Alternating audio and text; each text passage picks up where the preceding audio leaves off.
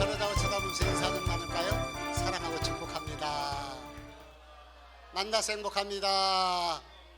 아멘. 지난번에 김장 배추를 심기 위해서 밭을 만들어야 되잖아요. 그런데 밭에 있던 새비름이 너무너무 좋은 거예요. 새비름은 생명력이 정말 강한 그런 풀입니다. 그래서 밭에서 나다 보니까 농부들에게는 정말 귀찮은 그런 잡초에 지나지 않는다 생각하는데, 사실은 이 쇠비름을 나물로 해서도 먹을 수가 있고요. 그리고 또 심혈관 관계 질환의 예방을 하는데 큰 도움이 된다고 이렇게 알려져 있어요. 쇠비름이요, 농사 지은 것보다는 더 잘 된 거예요. 그래가지고 너무 아까워서 뽑아내기는 이걸로 효수를 담아야 되겠다 싶어 바구니를 꺼내러 갔습니다. 바깥 베란다, 사택 바깥 베란다에다가 이렇게 버릴 만한 그런 장롱을 하나 갖다 놓고서 거기에다가 작업 도구라든가 이런 것들 그 안에 넣고 사용을 하고 있었어요. 보기에 그 바구니도 그 안에 들어가 있어 갖고 그 바구니를 꺼내려고 이래저래 뒤척이는데요, 느낌이 이상합니다. 그래서 이렇게 바구니를 이렇게 들었다 놨다 어떤 거 가져갈까 하다가 고개를 살짝 들어보니까 바로 제 눈 위쪽에 그 장롱 안에 벌집이 있는 거예요. 너무 놀랐어요. 얼른 문을 닫고서 모기약을 뿌려서 그 벌들을 다 잡고 그리고 떨어뜨렸어요. 한번 사진 한번 볼래요? 얼마나 놀랐던지요. 제가 이 벌 넘겨보세요. 이거 장롱 위에 붙어 있는 거예요. 이렇게 벌이 이 장롱 위에서 눈 위에서 붙어 있었던 거예요. 벌집을 띄워놓는데도요, 가슴이 벌렁벌렁 되는 거예요. 벌렁벌렁 돼요. 한번 생각을 해보세요. 바로 이 장롱 뭐 그렇게 크지 않지 않습니까? 제 키가 있는데 그 눈 위쪽에 이 벌집이 그곳에 있었던 것이 1m도 안 돼요. 내가 모르고 있다가 그 벌에 공격을 당해서 그 공격을 당했으면 어떨 뻔했을까? 그것이 눈으로 얼굴로 확 다 날라와서 얼굴을 쐈다면은요, 어떻게 됐겠어요? 너무 놀랐습니다. 참 끔찍했던 그 상황을 보면서 내가 하나님 앞에 너무 감사한 거예요. 아, 하나님 감사합니다. 하루 종일 하나님 감사합니다. 하나님 지켜주셨네요. 하나님 감사합니다. 그러면서 그날 밤에 감사일기를 쓸 수가 있었습니다. 우리 히브리서 4장 16절의 말씀을 한번 같이 볼게요. 읽어봅니다. 시작. 그러므로 우리는 긍휼하심을 받고 때를 따라 돕는 은혜를 얻기 위하여 은혜의 보좌 앞에 담대히 나아갈 것이니라. 아멘. 때를 따라 돕는 하나님의 은혜가 우리의 인생 속에 삶 속에 절실히 필요한 거예요. 때를 따라 돕는 그 하나님의 은혜가 우리 사랑하는 성도들의 삶 속에, 우리 가정에, 자녀들과 우리 손자 손녀들에게 있기를 주님 이름으로 축복합니다. 아멘. 오늘 본문은 때를 따라 돕는 하나님의 은혜를 우리가 느낄 수가 있어요. 이 멜리데 섬의 아름다운 은혜의 이야기들을 오늘 살펴보려고 하는데요, 하나님께서 바울을 지키시고 보호하시는 모습을 보여줘요. 바울 일행이 과동, 그러니까 겨울을 나고서 그리고 멀리 베닉스 항구로 이렇게 이제 로마로 가기 전에 베닉스 항구에서 과동을 하고 겨울을 내고 그리고 가려고 가다가 뭘 만났죠? 유라굴로 광풍을 만났다고 말씀을 드렸습니다. 그래서 배가 표류를 하게 되죠. 표류를 하는 가운데서 바울이 하나님의 말씀을 듣고, 여러분 안심하십시오. 이 배에 탄 사람은 머리 하나 상하지 않은, 그래서 모두 다 인명피해가 없을 것입니다 라고 그렇게 선포를 했고, 그가 선포한 그대로 276명의 사람들이 모두 다 인명피해 없이 구출을 받게 된 거예요. 1절 말씀에 보니까 구출된 이후에 그 섬이 보니까 멜리데 섬이다 라고 이렇게 얘기를 해요.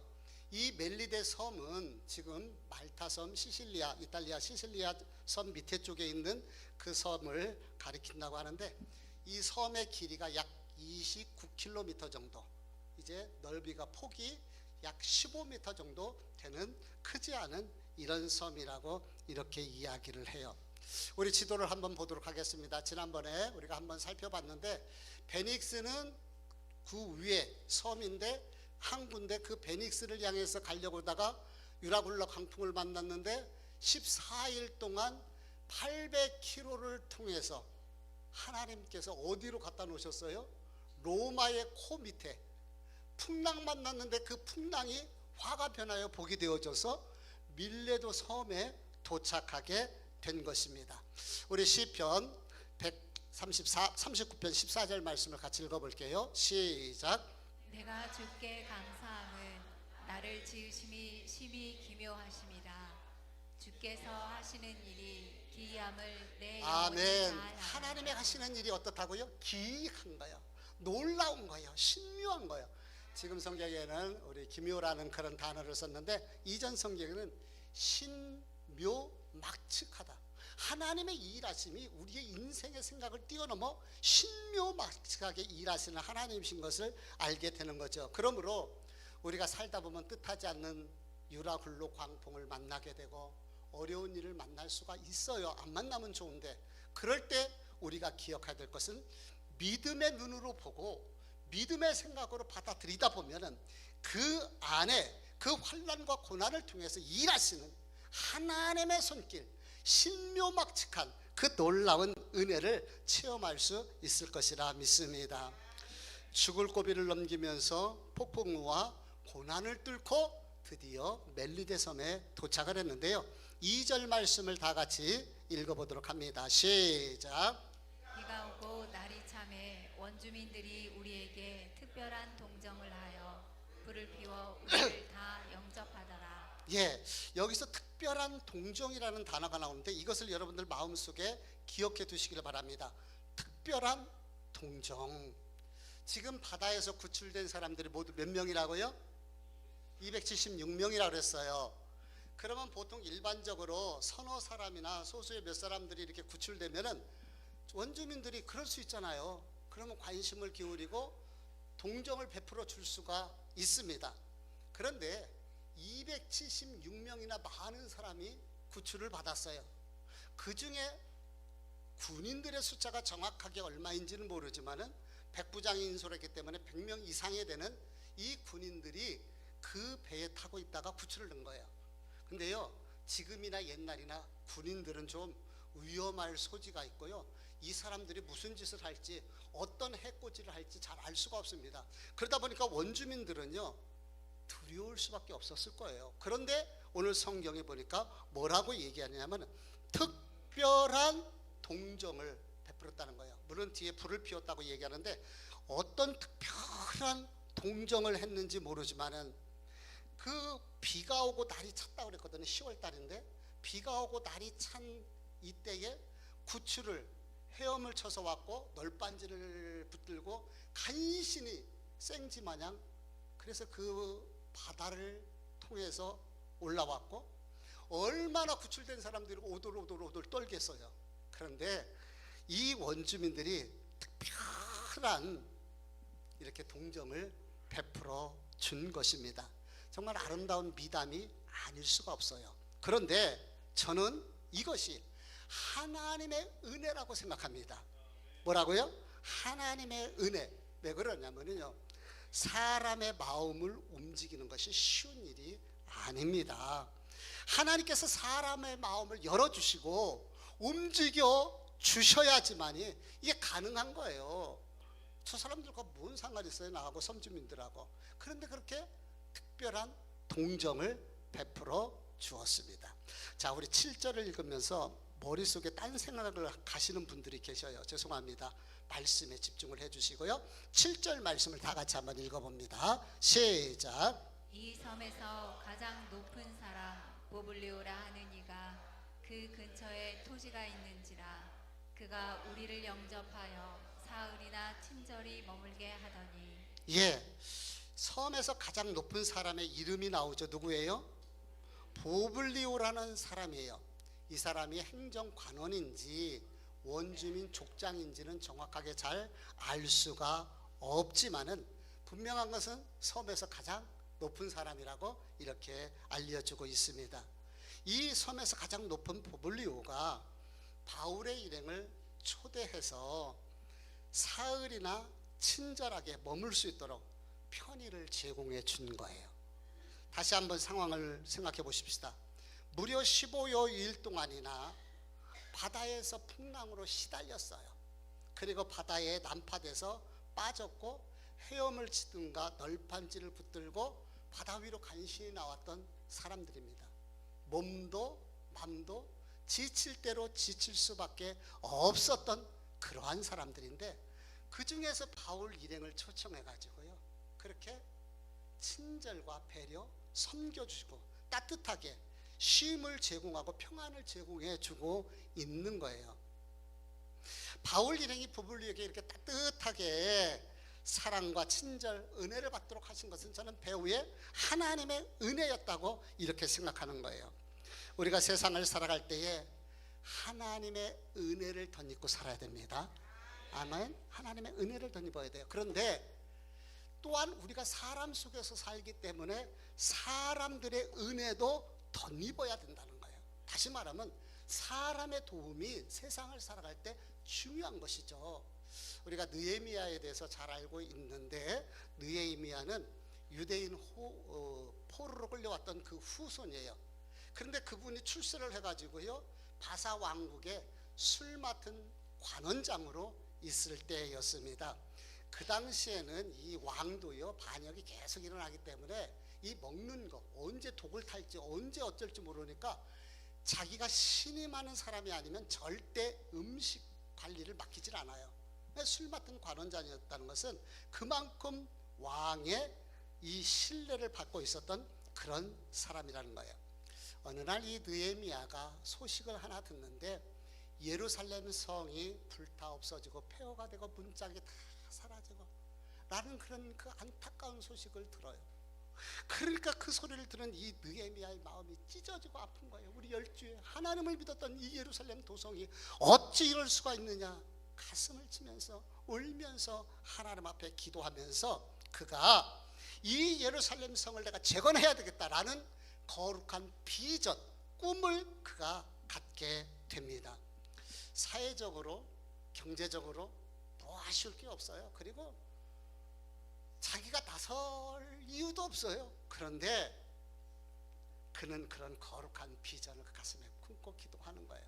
하나님께서 그 심령 속에, 마음 속에 그 소명을 주셨던 것이죠. 근데 이 일이 왕이 도와줘야 돼.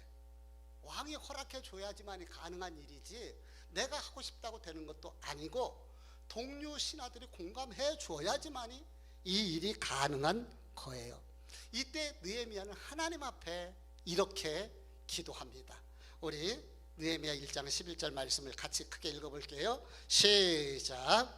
주여 구하오니 귀를 기울이사 종의 기도와 주의 이름을 경외하기를 기뻐하는 종들의 기도를 들으시고 오늘 종이 형통하여 이 사람 앞에서 은혜를 입게 하옵소서 하였나니 그때 내가 왕의 술관원이 되었느니라.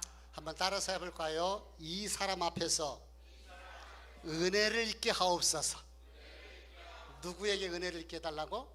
이 사람, 왕이거든요. 왕과 신하들 모두를 표를 얘기를 하는데, 다시 말하면 사람에게도 하나님께서 은혜를 입을 수 있도록, 그래서 나를 도와줄 수 있도록 하나님 은혜를 베풀어 달라고 기도하는 거예요.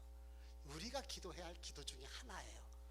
왜냐하면요, 사람은 사람과의 관계에서 떠나서 살 수가 없어요. 사람이 싫어도 사람이 좋아도 사람 속에 살아가야 돼요.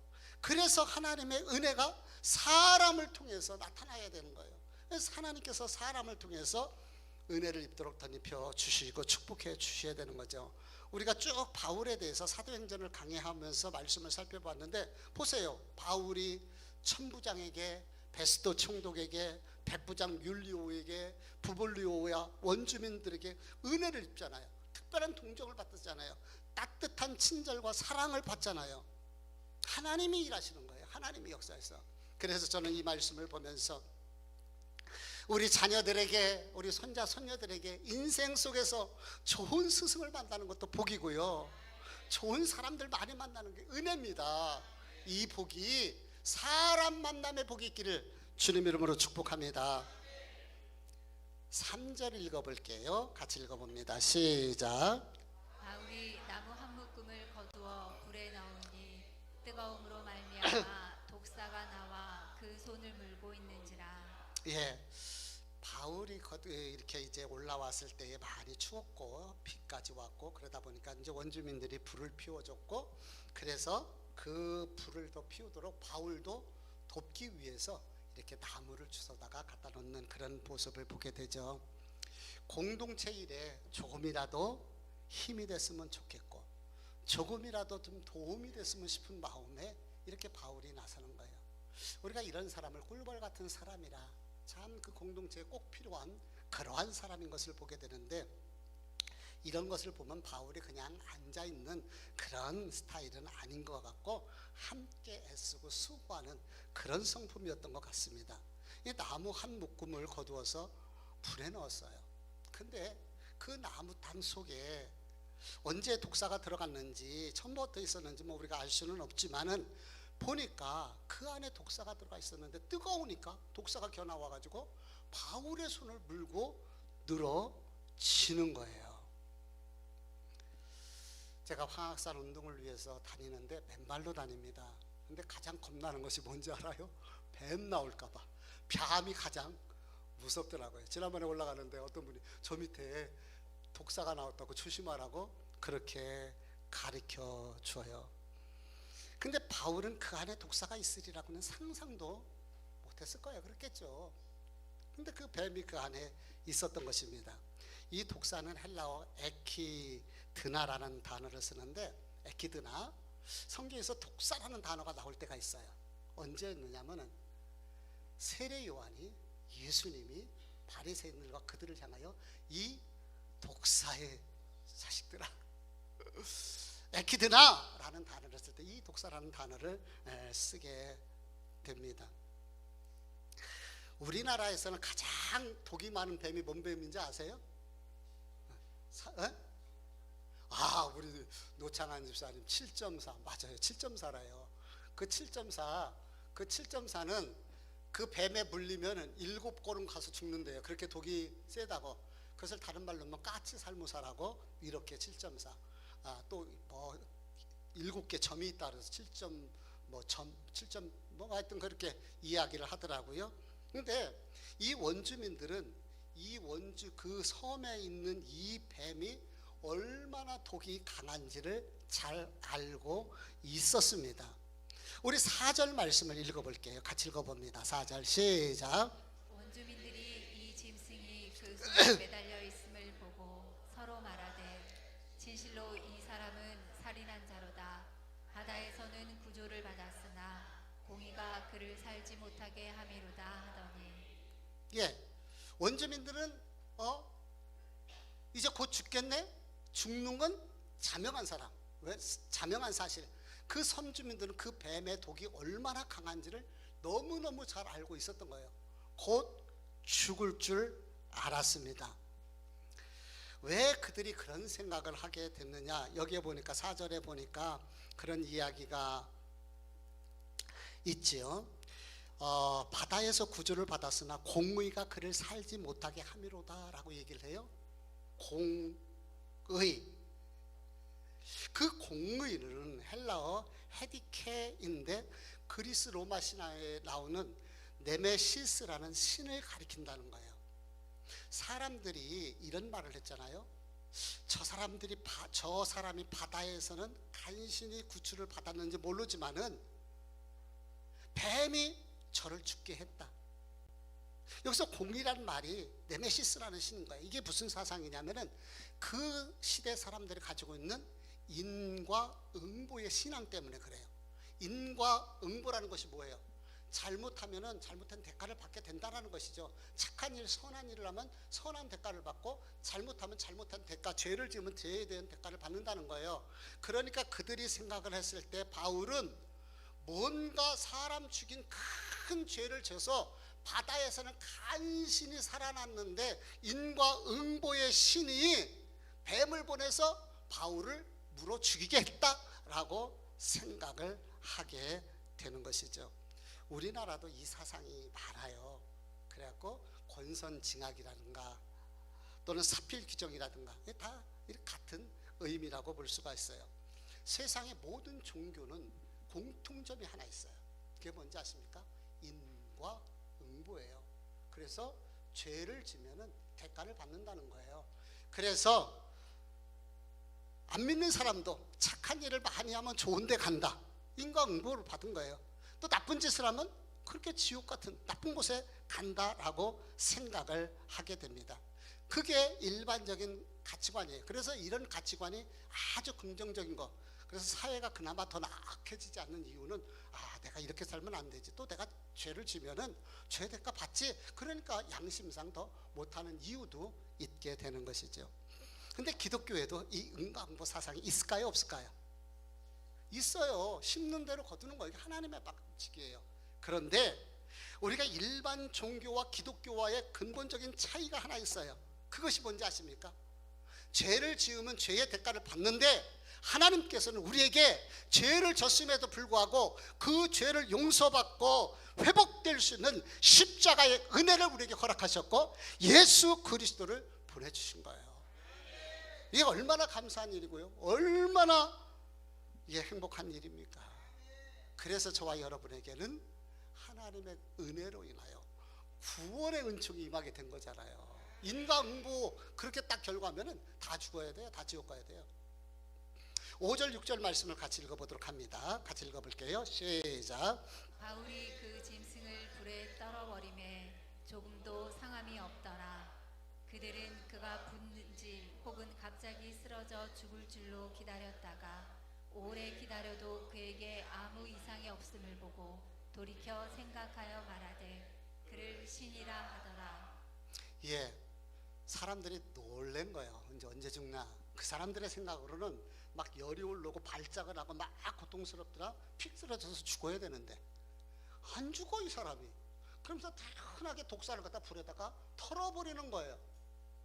죽을 줄 아는데 아무리 기다려도 안 죽어. 그러다 보니까 이 사람들이 생각하는 거예요. 이 인과응보의 신이 보낸 이 독사를 물려서도 안 죽는 것은 이 사람이 신이다. 바울이 예전에도 신이라는 소리를 들었던 적이 있었는데요. 신이니까 안 죽는다라고 생각을 한 거예요. 근데 그가 신이니까 안 죽었나요? 하나님께서 독사의 독으로부터 바울을 지켜주셨고 보호해 주셨기 때문에 하나님께서 지켜주셨기 때문에 한 거죠. 제가 서론에서 장롱 안에 있었던 그 벌, 어떤 사람 그게 어떻게 우연찮게 먼저 발견했으니까 그렇지 라고 할지 모르지만 저는 하나님의 은혜라고 초도 비도 의심치 않습니다. 한번 생각을 해서 그 벌들 땅에 떨어진 거 봤잖아요. 그것이 얼굴로 다 날라왔으면 내 눈앞에 바로 앞에 있었는데 어쩔 뻔했어요. 어쩔 뻔했어요. 지금은요 겁나갖고 다 뛰어냈는데도 문 열려면 살짝 이렇게 보고 문을 열게 돼요. 하나님께서 때마다 일마다 저와 여러분을 붙드시고 지키시고 인도해 주셔야 될 줄 믿습니다. 그럼 왜 하나님께서 바울을 독사의 독으로부터 지켜주셨겠습니까? 첫 번째 사명 때문에 그렇죠. 로마까지 가야 됩니다. 바울이 사명인 거예요. 로마 황제를 만나야 됩니다. 또 하나는 그 지역에 있는 섬 주민들에게 복음을 전할 수 있는 기회를 만들기 위해서 하나님께서는 오히려 그 독사의 사건을 통해서 그 섬 주민들에게 신뢰를 받게 하시고 하나님께서 그들을 전도할 수 있는 기회를 열어주셨습니다. 왜 하나님께서 이때까지 저와 여러분을 살려주셨을까요? 사명이 있기 때문이에요. 리빙스턴이 말했던 것처럼 사명자는 죽지 않는다. 그래서 그 사명을 발견하고 그 비전을 품고 사는 사람이 복 있고 행복한 사람인 거예요. 내가 나이가 늙었는데 아니요. 우리에겐 저마다 각자에게 주어진 하나님의 사명이 있다라는 거예요. 그것을 발견하고 그것을 향해 살아가는 사람들이 복 있는 사람들이죠. 보블리오에게는 한 가지 근심거리가 있었어요. 그 근심거리가 무엇이냐면은 8절 말씀을 읽어볼게요. 같이 읽어봅니다. 시작. 보블리오의 부친이 열병과 이질에 걸려 누워 있거늘 바울이 들어가서 기도하고 그에게 안수하여 낫게 하매. 할렐루야. 보니까 이 보블리아에게 아버지가 계셨는데 아버지가 열병과 이질로 고통을 당하고 있었다는 거예요. 근데 바울이 기도하고 치료해 주셨는데요. 이 사도행전은 누가 기록했다고요? 사도행전은 누가 썼다고요? 누가가 썼다고 그랬죠. 누가는 어떤 사람 출신이라고? 의사 출신이랬잖아요. 그래서 이렇게 질병에 대해서 자세하게 기록해 놓았는데 의학의 아버지 히포크라테스도 이 이질과 열병에 대해서 자주 이야기를 했다고 합니다. 이 열병은 헬라어 띠레토이스라는 말인데 이게 말라리아래요. 말라리아 때문에 열이 고열이 나고 그래서 심하면 죽고 몇 달 동안 고통을 당한다고 그렇게 합니다. 또한 이질은 아메바성 감염을 통해서 감염되는 것인데 학자들은 지금 이질과 이 열병, 그러니까 아메바 감염이 되어 있고 세균 감염인 거죠 이게. 그리고 말라리아가 걸렸고 이것으로 인해서 합병증으로 고통을 당하고 있지 않았는가 이렇게 보고 있는 거예요. 그런데 보니까 이 바울이 기도하고 그에게 안수하여 낫게 했다고 이렇게 말합니다. 그 열병과 이질로 그 고통당했던 한 노인이 자유와 평안을 얻게 된 거예요. 그 고통으로부터 그 아픔으로부터 치료되는 역사가 나타나게 된 것입니다. 이로 인해서 이 소문이 났겠어요 안 났겠어요? 그 조그만 소문이 다 난 거예요. 그러니까 병원이 돼버렸어요. 사람들이 환자들을 데리고 오게 되고 그들을 치료하게 되고 그로 인하여서 고침받은 그들이 감사할까요 안 감사할까요? 감사하죠. 고침받았으면 얼마나 감사합니까? 감사하니까 바울 일행이 필요한 것들 10절 말씀해 보니까 우리를 대접하고 떠날 때 쓸 것을 배에 실었더라. 생필품 필요한 것들을 실어서 보내게 된 거예요. 바울이 로마에 가서 이제 그 가택 연금 상태에 있었을 때에 아마 이때 이 섬 주민들이 주었던 생필품이요 정말 귀하게 잘 사용됐을 것이라 저는 그렇게 생각을 합니다. 그런데 여기서 우리가 생각해 봐야 될 것이 있어요. 보블리오의 아버지 질병이 치료된 것은 바울이 기도하고 안수했기 때문에 고쳐졌을까요? 아니면 하나님이 고쳐주셨을까요? 한번 다시 물어봅니다. 1번 기도하고 안수했으니까 고쳐졌다. 2번 하나님이 고쳐주셨다. 2번? 1번은 아니에요? 2번하고 1번 다 맞는 것 같아요. 잘 보니까 그렇죠? 그 줄타기를 하는 거예요. 다 맞는 것 같아요. 맞아요. 한번 또 봅시다. 그럼 바울이 기도하고 안수하지 않았다면 어떻게 됐을까요? 어떻게 됐을까요?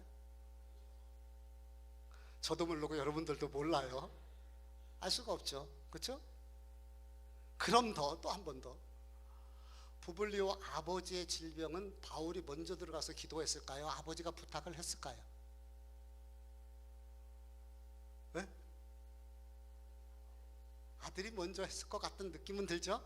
근데 성경에 나와 있으니까 정확하게는 알 수가 없지만은 모든 정황이라는 것이 있고 상황이라는 것이 있기 때문에 아들이 먼저 요청을 했었을 것이라 이렇게 생각합니다. 하나님의 일하시면 신묘막측하고 우리의 생각을 뛰어넘어요. 동이 서에서 먼 것처럼 하늘이 땅에서 높은 것처럼 우리의 생각을 뛰어넘으셔요.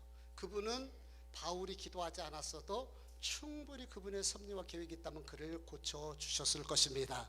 그런데 하나님은 사람을 통해서 일하시더라는 거예요. 사람을 통해서 일하시는 하나님이신 거예요. 그래서 바울이 말씀 붙들고 들어가서 안수하며 기도할 때에 하나님께서 그 바울의 안수와 기도를 통하여서 일하셨고 역사하셨던 것이죠. 사람은 누구를 통해서 일하신다고요? 사람을 통해서. 하나님은 사람을 통해서 일하시는 거예요. 그 하나님은 저와 여러분을 통하여서 하나님의 선하신 일을 이루시기를 원하는 줄 믿습니다. 나를 통하여, 우리를 통하여 하나님의 일을 이루시기를 원하시는 거예요. 바울은 병들고 고통당하는 부블리오를 예수 그리스도의 이름으로 기도하고, 그리고 기도만 하지 아니하고 성경에 보니까 안수했다고 했습니다. 안수. 왜 기도하고 안수하며 기도했을까요? 마가복음 16장 17절 18절 말씀을 읽어봅니다. 우리 같이 읽어볼게요. 시작. 믿는 자들에게는 이런 표정이 따르리니 곧 그들이 내 이름으로 귀신을 쫓아내며 새 방언을 말하며 뱀을 집어 올리며 무슨 독을 마실지라도 해를 받지 아니하며 병든 사람에게 손을 얹은즉 나으리라 하시더라. 아멘. 믿는 자에게는 표적이 따릅니다. 귀신이 떠나갑니다. 안진뱅이가 일어납니다. 소경이 눈을 뜹니다. 병든 자를 치료하는 능력이 나타납니다. 근데 그 능력은 예수 그리스도의 이름으로 나타나는 능력인 거예요. 사람의 능력이 아닙니다. 오직 예수 그리스도의 이름. 너희가 내 이름으로 예수 그리스도의 이름을 믿고 예수 그리스도의 이름으로 손을 얹고 기도할 때에 예수 그리스도의 이름의 능력이 나타나는 거예요. 조선시대에 지방 수령들이 가장 무서워하는 사람이 한 사람이 있죠. 누굴까요? 암행어사입니다. 암행어사 출도하면은 뭐 꼼짝 못하는 거예요. 지방 수령들 덜덜덜 떠는 거죠. 그러면 그 암행어사에게 힘이 있어서 그러는가요? 아니에요. 마패의 능력, 그 마패 속에는 왕의 권한, 권세가 그 안에 들어가 있는 거예요. 그런 것처럼 예수 그리스도의 이름에 권세가 있고 예수 그리스도의 이름에 능력이 나타나지게 되는 것입니다. 그러므로 그 예수 그리스도의 이름으로 선포하고 그 예수 그리스도의 이름으로 기도할 때 역사가 나타나는 것이죠. 예수 그리스도의 이름이 구원이고요, 예수 그리스도의 이름이 생명이고, 예수 그리스도의 이름 앞에 귀신이 떠나가고 질병이 치료됩니다. 예수 그리스도 그 이름으로 병든 자에게 손을 얹은 듯 낫는 역사와 능력이 나타납니다. 이 땅에 발을 딛고 사는 사람은 누구나 다 질고 속에 고통당할 수가 있습니다. 믿음이 좋은 사람도 그렇고 믿음 없는 사람뿐만 아니라 목사도 마찬가지인 거예요. 지난주에 우리 정말 친하게 지내는 목사님에게 정말 너무 안타까운 소식을 들었는데요. 인생이라는 것이 연약합니다. 그때 우리는 예수 이름을 붙들고 기도하는 거예요. 너희가 병 낫기를 위하여 서로 기도하라. 야고보 사도는 우리에게 가르쳐주고 있지 않습니까? 그러므로 믿음으로 병 낫기를 위해서 함께 기도하고 믿음으로 손을 얹고 기도하는 거예요. 안수는 우리 예수님이 먼저 하셨습니다. 누가복음 13장 12절 말씀 읽어볼게요. 같이 읽어봅니다. 시작. 예수께서 보시고 불러 이르시되 여자여 내가 내 병에서 놓였다 하시고 안수하시니 여자가 곧 펴고 하나님께 영광을 돌리니. 아멘. 우리 예수님은요 그냥 말씀만 하셔도 병이 치료될 수가 있습니다. 근데 우리 주님은 18년 동안 고통당했던 그 여인의 손을 얹고서 터치하시면서 감정이 흐르게 하시면서 우리 주님이 안수하셨던 것을 봅니다. 바울이 눈이 멀었을 때가 있었어요. 그때에 아나니아 선자를 통하여서 안수하여 기도하게 했는데 사도행전 9장 17절 18절 읽어봅니다. 같이 읽어봅니다. 시작.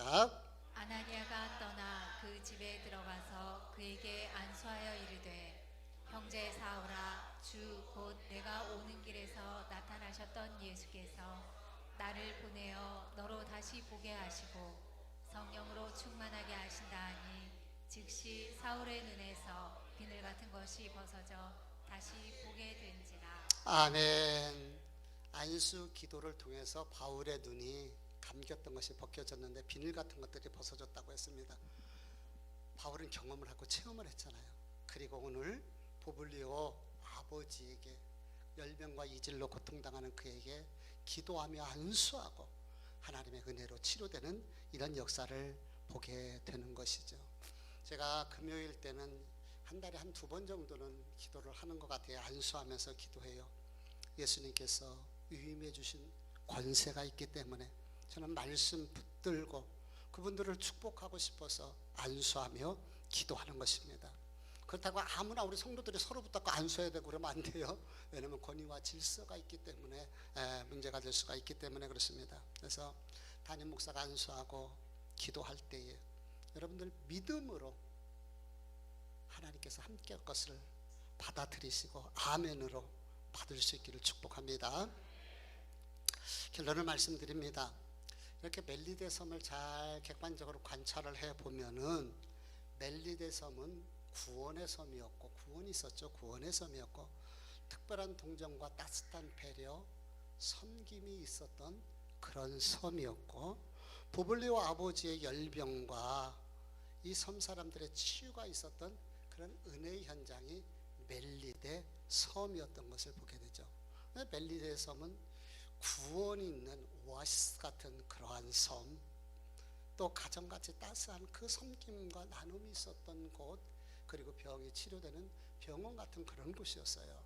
물론 이따 오후에 이 부분은 조금 더 보충해서 말씀을 드리기로 하고, 저는 우리 열린 축복교회가 멜리데 섬처럼 구원의 오아시스가 있는 그런 교회가 됐으면 좋겠고, 가정같이 따스하고 친정집처럼 편안한 그런 교회뿐만 아니라 병원 같은 그런 치유가 있는, 영육의 질병이 치료되는 이런 교회가 되기를 소망합니다. 하나님께서는 바울 일행이 멜리데 원주민에게 특별한 동정을 받도록 하셨고, 보볼리오에게 친절한 대접을 받을 수 있도록 하셨습니다. 즉 사람을 통하여서 친절 은혜를 받게 하신 것이죠. 그 하나님이 사람을 통하여서 은혜를 입도록 저와 여러분의 삶 속에, 앞으로 가는 과정 속에, 그리고 우리 자녀들 살아갈 일들 많잖아요. 그럴 때마다 돕는 하나님의 사람들이 머리 검은 천사, 사람 천사를 동원하셔서 보호해 주시고 지켜주시고 때마다 일마다 돕는 역사가 있기를 축복합니다. 독사에 물린 바울은 그 과정을 통해서 밀레도 사람들에게 복음을 전할 수 있는 기회를 만들었어요. 열병과 이질로 고통당하는 보블리오 아버지를 기도하고 안수해 고쳤습니다. 물론 바울의 능력이 아닙니다. 예수 그리스도의 이름으로 고침을 받았습니다. 그래서 예수 그리스도의 이름이 능력이고, 예수 그리스도의 이름이 생명이고, 예수 그리스도의 이름에 권세가 있는 거예요.